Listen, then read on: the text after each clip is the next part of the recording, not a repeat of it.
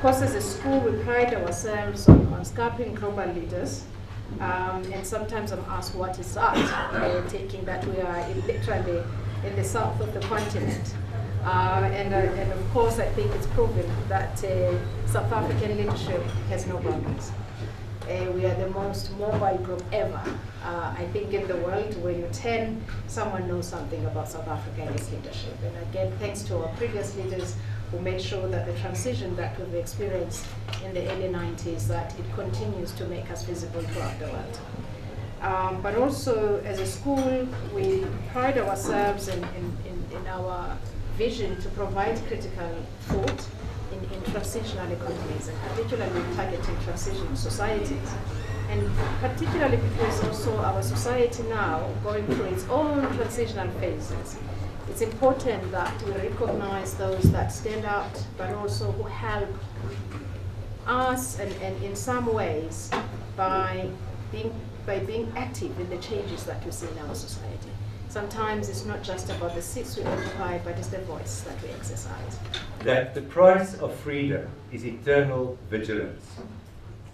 Now, it was a very difficult year for us to make a decision, and ultimately it is our members that really decide in the way in which they nominate the Newsmaker of the Year award. In the history of the press club, it has happened only twice that members, enthusiasm and whatever you may find a way to describe it, repeat the nomination for an individual or an institution in 2 consecutive years.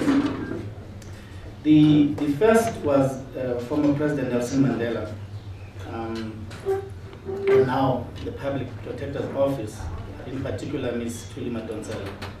And after discussions, the leadership of the press club thought it best to give a special mention award, since it has not awarded or ever awarded a person or institution the Newsmaker twice. The reason is that the votes, the debate was such that no, we think Ms. Madonsela should get it again. We said no. She's had a chance, the name will be there. So what we do? So we then thought we should say to Mr. Mthethwa that your office, it's either working too hard or it just keeps attracting the attention of the media and the admiration of the nation.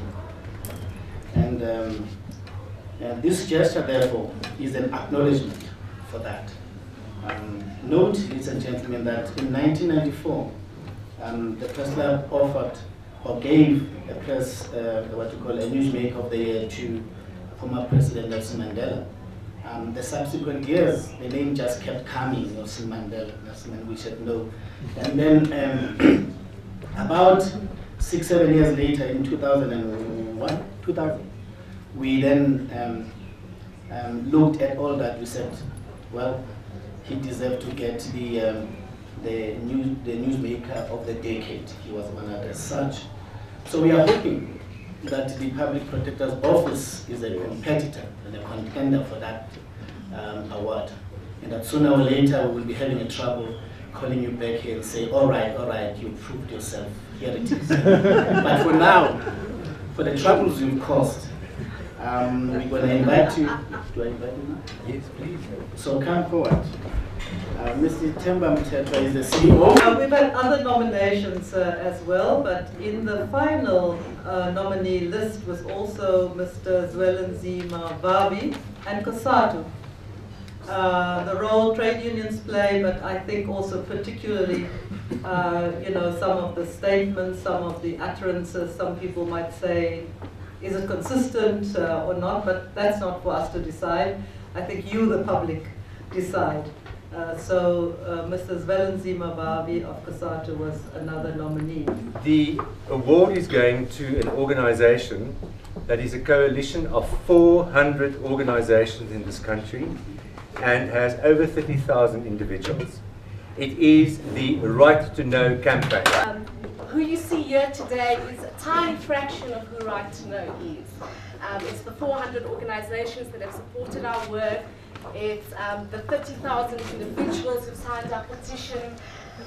It's the thousands and thousands of people who for over 2 years have consistently come out in the streets, to our candlelight vigils, to our marches, who have consistently kept up the voice around the secrecy bill.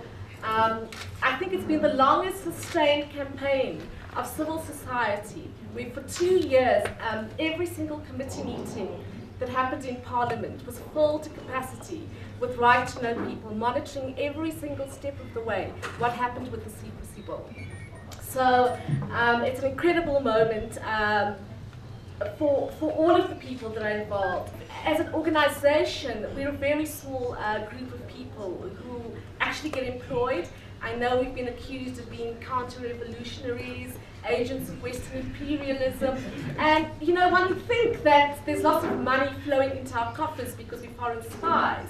But the reality is all that we've achieved in 2 years has been achieved really through the tireless and selfless energy, passion and commitment of hundreds and hundreds of people. So the honor that is bestowed upon us is really a reflection of all of those people and what they have done. So it's a really, really significant moment. When Right to Know started 2 years ago, we were at best alarmists and you know, at worst traitors.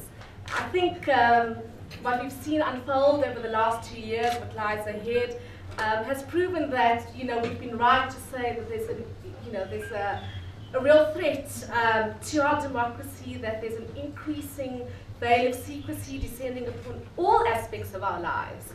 And we've really seen that. I mean, I think it's unbelievable, and much of it we don't even know.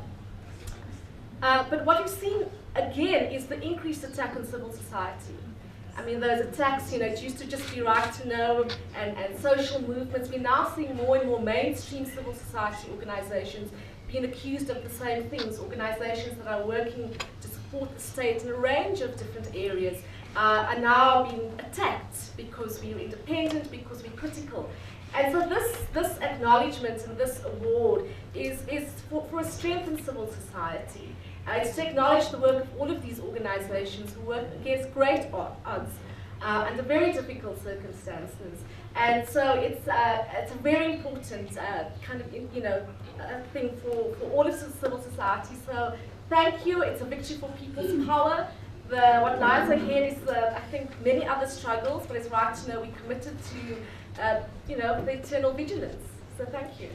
While it is important to appreciate this honor, it is equally imperative to keep eyes on the ball and to ensure at all times that all hands in the Public Protector's Office are on the deck.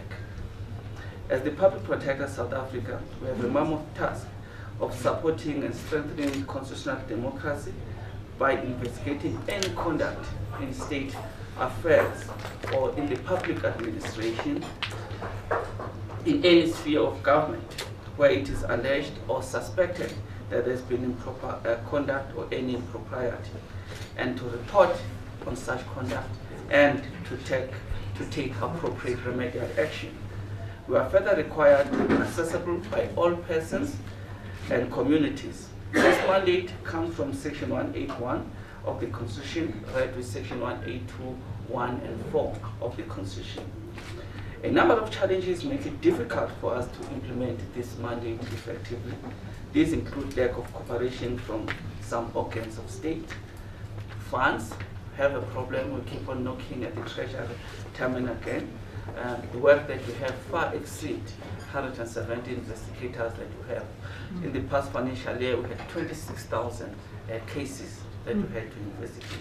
But I know the media will know about 10 of them or so, not about the one released to Gogo Dlamini that had his pension not being paid, grants not being paid, which in fact creates or are the majority of the cases that we do. But challenges aside, we view affirmation such as this one today as an extra boost on the morale of the staff and the team, that they continue working smarter, still doing more, and also continue to do more with less.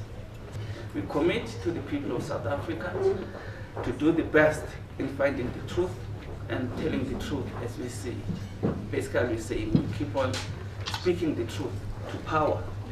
We will continue to strive to be accessible and to be trusted by all persons and communities. We provide prompt justice and in our reports include remedial action and to make sure that we promote good governance in all state affairs.